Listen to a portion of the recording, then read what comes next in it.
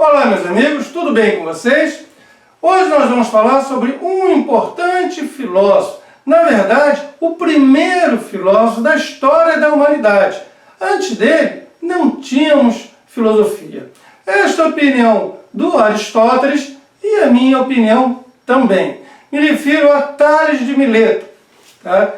Trata-se de um homem do 7º século a.C. Pouco ou quase nada se sabe sobre a vida dele.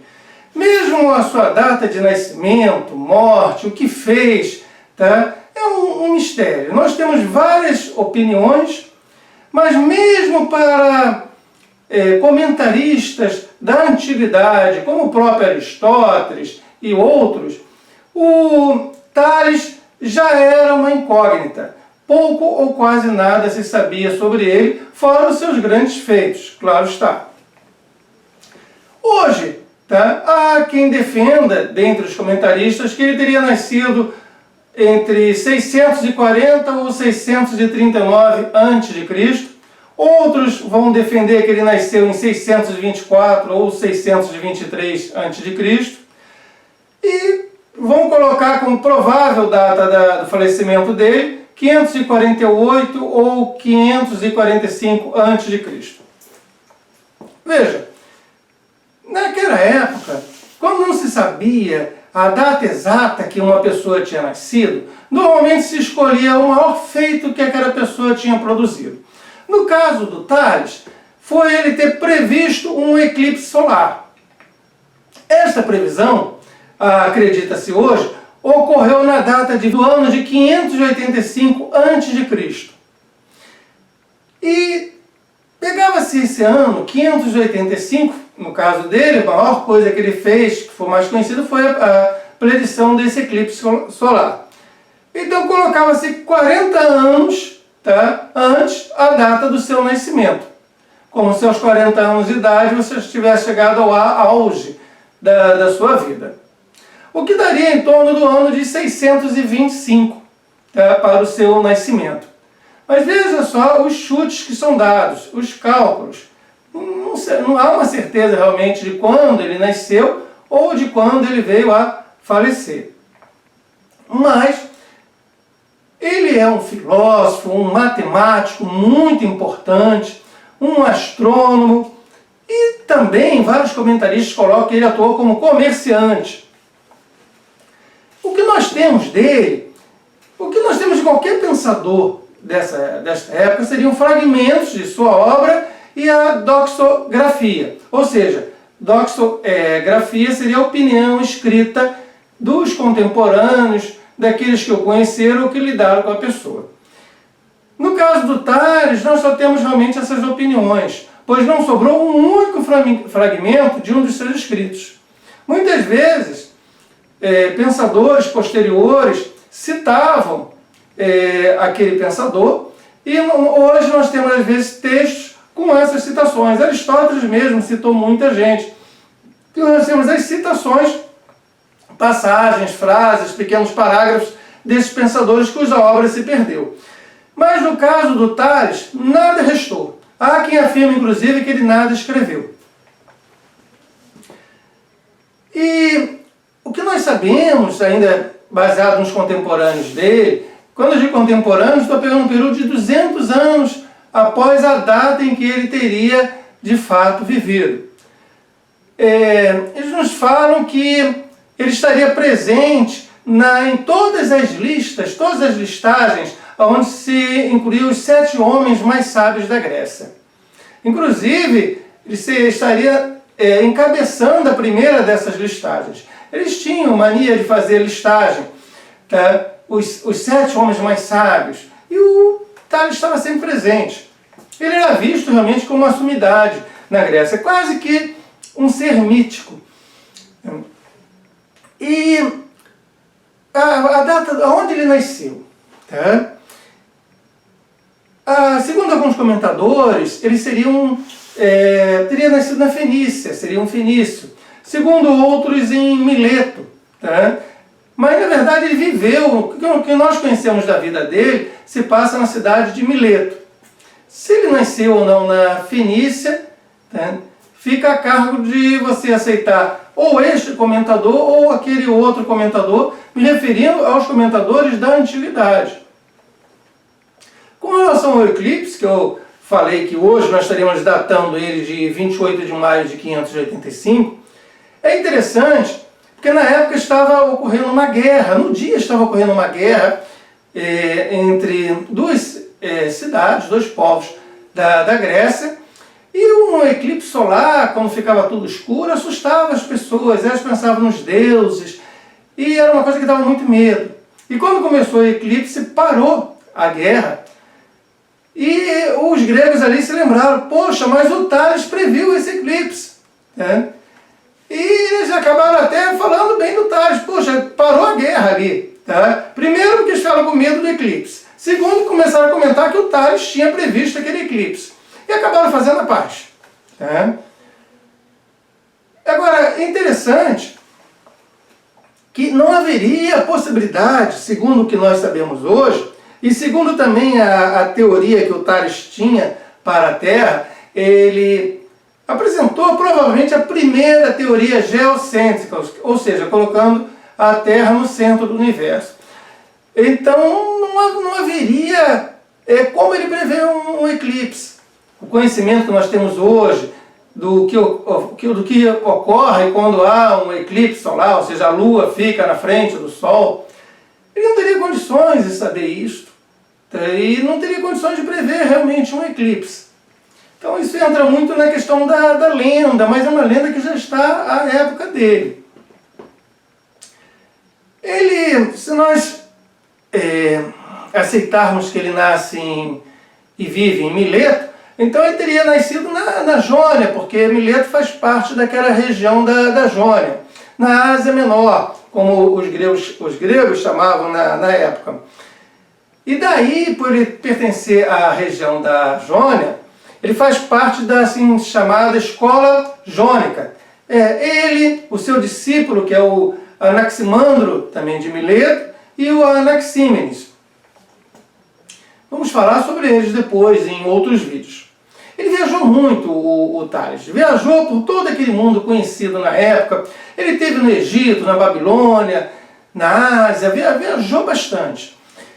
E obteve conhecimentos, foi para estudar nesses lugares e aprendeu noções de matemática, de astronomia. Parece que muita coisa que tornou ele sábio, ele aprendeu nessas viagens. E sempre aperfeiçoou aquilo que ele aprendia. Os egípcios mesmo, eles não tinham uma matemática organizada, eles tinham noções de matemática. Muito boas noções de matemáticas usadas na prática. E coube ao Tales, tá? Fazer um corpo matemático ali, apresentar aquilo com uma outra, como é que eu vou dizer, apresentar aquele, como se fosse um corpo matemático realmente, tá? Dando um ordenamento àquelas noções. Por exemplo, o teorema que leva seu nome, o teorema de Tales, que, segundo alguns comentadores, ele teria descoberto quando, em uma visita ao Egito, o faraó lhe pediu para medir a altura da pirâmide de Quéops. E ele utilizou o assim chamado Teorema de Tales para fazer esta medida. Se bem que há outros comentadores da antiguidade que dizem que ele usou um método mais simples. Eu, particularmente, prefiro o método mais simples, fazendo uso de um pensador medieval, o Guilherme de Ockham, a navalha de Ockham. Vamos sempre escolher o método mais simples, a explicação mais simples para qualquer problema. Então, na antiguidade, nós temos duas explicações de como ele teria medido a pirâmide de Quéops. Uma por meio do teorema e outra, que eu considero mais simples, que seria, em determinada hora do dia, se você pegar uma pessoa e colocar em pé no sol, nas areias do Egito, a sombra que ela projeta vai ficar exatamente da mesma altura que ela. Eu tenho 1,91 m de altura, a minha sombra, em determinado momento, vai dos meus pés em diante ter 1,91 m. Ou você pode fincar uma vareta no chão, em determinada hora do dia, a sombra dessa vareta vai ser exatamente igual à sua altura. Olha, é só você colocar uma vareta fincada no chão, marcar no chão aonde seria a distância que a sombra deveria percorrer para ficar exatamente da mesma altura da vareta, e quando a sombra chegasse naquela marca, tá, você pediria que outras pessoas, que já estariam a postos, medissem a sombra da pirâmide. Você marcando a sombra da pirâmide naquele momento, você tem a altura da pirâmide. Lembrando que a vareta é fina, estreita, e a pirâmide tem uma base, ela é larga. Então você teria de pegar a base da pirâmide, a largura da pirâmide, e dividir por 2, para você chegar exatamente no meio. Você divide a base por 2 e soma esta distância com a sombra da pirâmide. Somada a metade da base com a sombra, você tem a altura. Muito mais simples. Né? Provavelmente, ele utilizou o método mais simples. E ele também apresentou teorias visando explicar as enchentes do Nilo. Se o Nilo é um país próspero, foi próspero naquela época, é por causa justamente das enchentes do Nilo. Pois quando as águas do Nilo cobriam as terras, o que ocorria? Quando elas voltavam outra vez para o leito do rio, as terras ficavam mais férteis, porque trazia vários ingredientes que iriam adubar a terra. Então isso favorecia a plantação. Então as enchentes do Nilo foram essenciais para a agricultura e para a prosperidade deste país. E coube ao Tales apresentar teorias muito interessantes sobre o motivo dessas enchentes periódicas do rio Nilo. Também, dentre os feitos dele, cabe ter desviado um rio para o exército passar. Você tinha um exército e você tinha um rio aqui na frente. O que ele fez? Ele foi mais acima no rio, tá, e desviou o rio para que o rio passasse por trás do exército. Então o exército pôde atravessar o rio que não mais estava na sua frente, e sim agora atrás do exército. Tá? E depois que o rio passou por trás do exército, ele retornou ao seu leito. Tá? Então cabe ele ter trabalhado como engenheiro civil, né? Fazendo essa alteração no leito do rio. E também participou ativamente da política de sua cidade, buscando uma união contra o inimigo comum, tá? Se colocando contra apoios ou não em relação a outras cidades. Tá? Então ele teve uma participação ativa na política da sua cidade. E dentre as coisas que se conta dele, desde Platão e Aristóteles, se fala na queda de um buraco. Um dia, ele estava caminhando, distraído, olhando para o céu, não viu um buraco enorme na sua frente e, pumba, caiu dentro do buraco. E aí precisou pedir por socorro, porque ele não tinha como sair do buraco. Quem lhe veio socorrer foi uma mulher trácia, uma escrava. E esta mulher aproveitou para ridicularizá-lo. Tá? Você fica olhando para o céu, tá, e não vê aquilo que está embaixo dos seus pés? O grande sábio Tales, tá, olha para o céu e não vê o que está embaixo dos pés, cai dentro de um buraco. Agora, se tem essa questão da distração do filósofo, também temos uma outra coisa, uma outra situação da vida dele, onde se mostra muito prático, pragmático. E é o primeiro a ser especulador. Não se fala naqueles que especulam na bolsa de valores, etc. Então esse foi o primeiro especulador da história que nós temos registro. Ele previu, por meio dos seus conhecimentos em filosofia e ciência, que haveria uma grande safra de azeitonas. A região toda era produtora de azeitonas para se fabricar o azeite, que era um produto que se vendia, um produto caro, que sustentava a região. E o que ele fez? Ele comprou ou alugou, não há uma certeza em relação a isso, mas todas as prensas, para você prensar a azeitona e fabricar o azeite. Antes de você ter qualquer possibilidade de colheita. Mas ele já sabia que haveria uma colheita muito boa. E quando essa colheita se efetivou, todos precisavam usar as prensas dele. Então ele alugou as prensas dele para todos aqueles que tinham a necessidade de transformar suas azeitonas em azeite para depois vender. Aí ficou riquíssimo, tá? O cara enriqueceu com isso. E por meio de quê? Da filosofia, do seu conhecimento sobre o clima, do seu conhecimento sobre o solo, sobre vários assuntos que lhe permitiram fazer a previsão de que haveria uma grande colheita de azeitonas naquele ano. E aí a gente vê o quanto ele seria prático também. E uma coisa que a gente pode falar agora com relação à teoria dele em filosofia. E aí vamos deixar claro por que eu falei no início que ele é o primeiro filósofo. E não essas lolotas que vocês estão acostumados de repente a ver. Não, porque tem a filosofia de matriz africana, tem a filosofia de matriz oriental, tem a filosofia... Mentira, não tem. Não tem não. Tá? Não vou ser politicamente correto porque eu não sou. Tá? Não existe. Tá? O que existe é a filosofia que surge em solo grego. Tá? No 7º e 6º século antes de Cristo e não antes na história da humanidade. Por quê? Todos esses povos, com todo respeito ao budismo, ao taoísmo, a tudo que foi elaborado no restante do mundo, todos esses povos, eles se baseavam, tá, na religião, nas crenças, no mito, numa explicação mitológica, diferente do que Tales faz. Ele vai buscar uma explicação pelo uso da razão, da observação da natureza e da razão. Veja, a observação. Ele vivia num lugar de mar, estava no Mediterrâneo. Aqueles povos ali viviam do mar, tinham as embarcações, estavam constantemente fazendo uso do mar Mediterrâneo. Ele viu no Egito quanto que o rio Nilo era importante.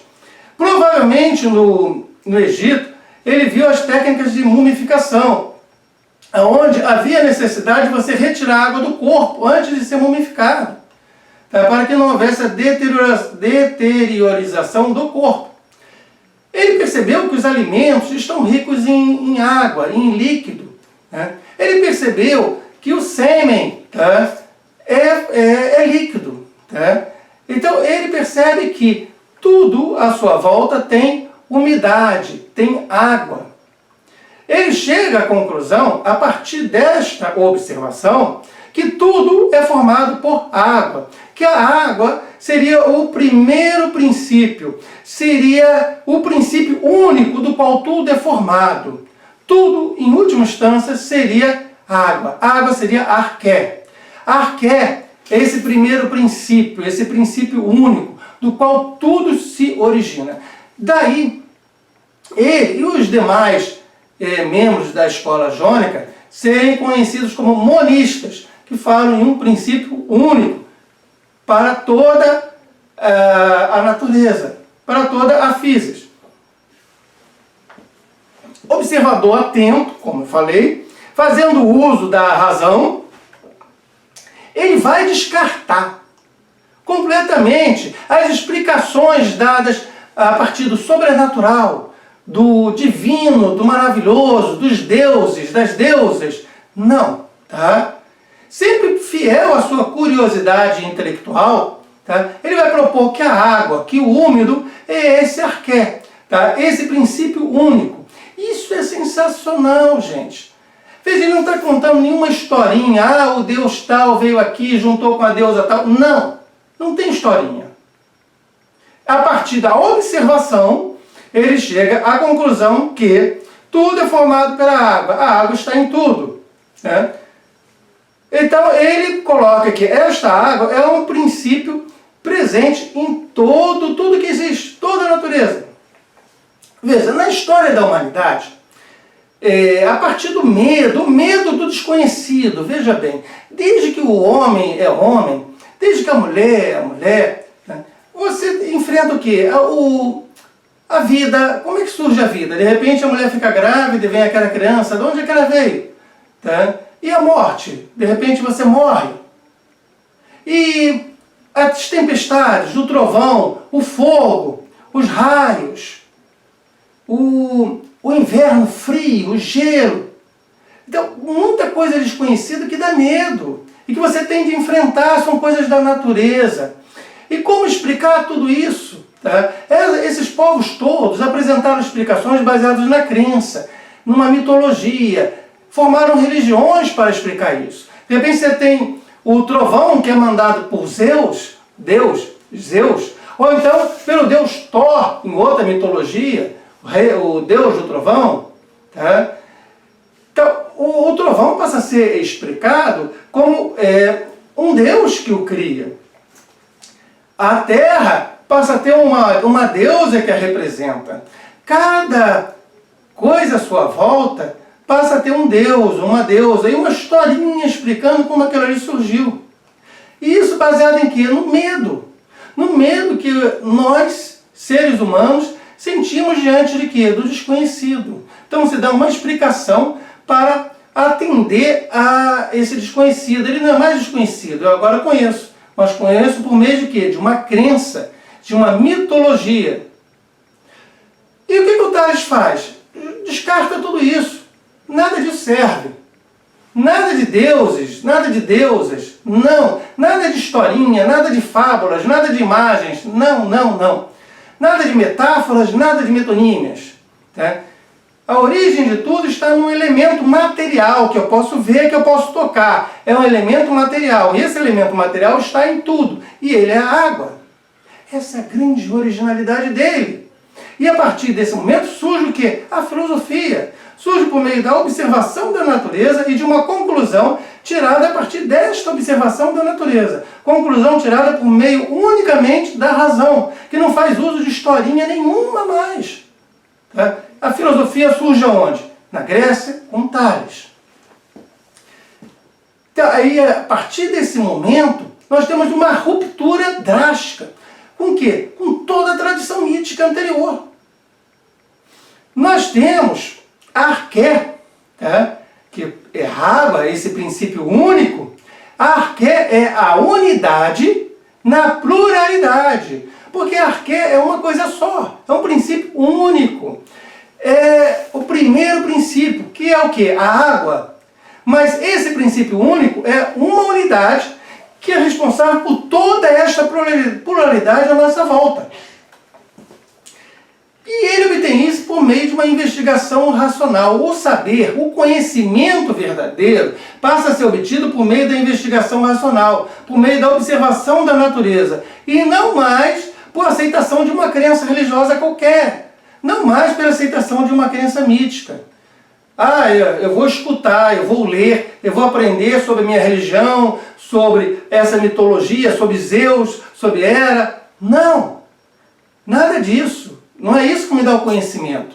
O que me dá o conhecimento, o que me dá o saber, é a observação da natureza e é uma investigação racional. E aí ele fala o seguinte: todas as coisas estão cheias de deuses. Ora, se a água está presente em tudo, e a água tem um quê de divino, tá? Fica claro que todas as coisas estão cheias de água, porque são formadas de água, e todas as coisas estão cheias de deuses. E mais ainda, nós estamos caminhando para um panteísmo. E eu já vou chegar lá. Vamos devagar. Pensemos que a água, enquanto arqué, ela cria tudo. Então, ela é criadora. Tá? Ela vai organizar, porque ela é o único princípio. Então, cabe ela não só criar essa estrutura que é o Silvério, essa estrutura que é você que está me vendo. A água vai criar e vai organizar. Tá? E vai ordenar, vai criar as leis todas que nós estamos vendo aqui, nesse universo, vão ser criadas a partir desse princípio único, essa arqué. E como a água está presente em tudo, nós estamos falando de quê? Na verdade, estamos falando do ilozoísmo. Ilo, de matéria. Izoi, de vida. Ou seja, eu estou dizendo que tudo que existe tem vida. Que a pedra tem vida. Que a cadeira tem vida. Porque tudo é formado pelo arqué.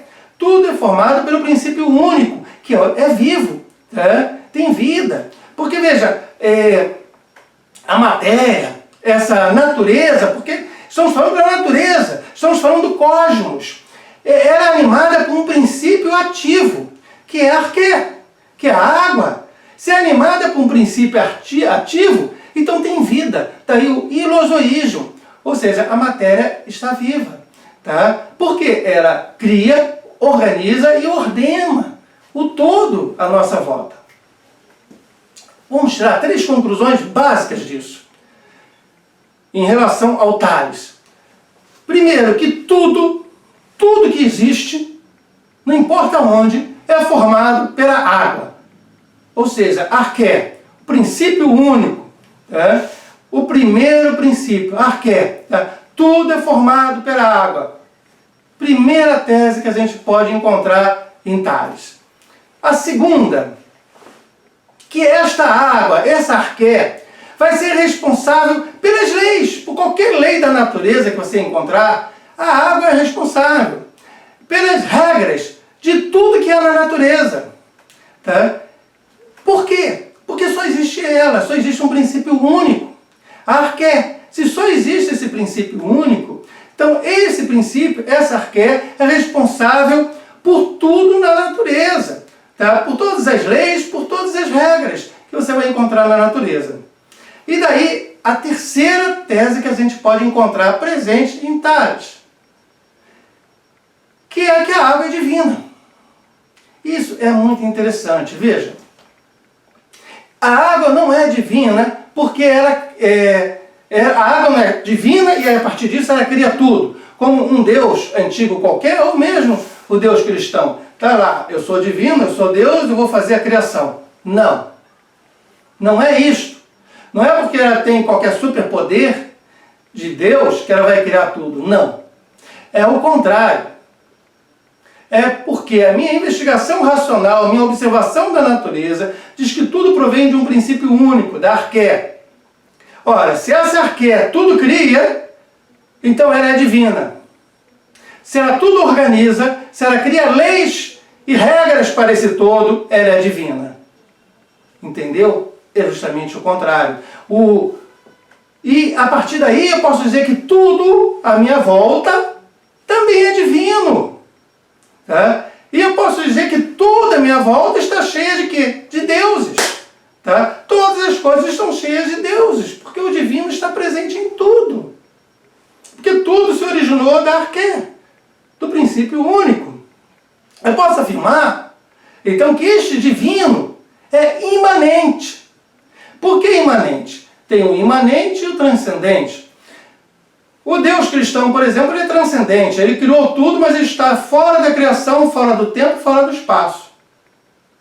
Mas aqui, eu estou me aproximando talvez de Spinoza, porque para Spinoza o Deus é imanente, ele está na criação. Aqui eu não estou falando de criação, porque esse conceito de criação não existe para os gregos. Deixar isso bem claro. Só vai existir na temática judaico-cristã. As coisas sempre existiram. Não há criação de coisa alguma. Há, no máximo, uma organização.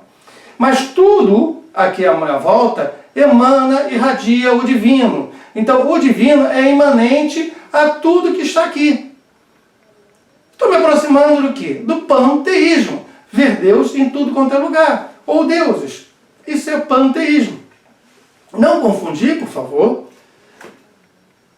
com o monismo presente nas escolas jônicas, inclusive no Tales, quando afirma que há um princípio único. Se há um princípio único, eu estou falando o quê? De monismo, porque há um princípio único. Mas no momento em que esse princípio único, que é essa arqué, se irradia por tudo, ela cria tudo, ela organiza tudo, ela cria, inclusive, as leis que tudo regem, tá?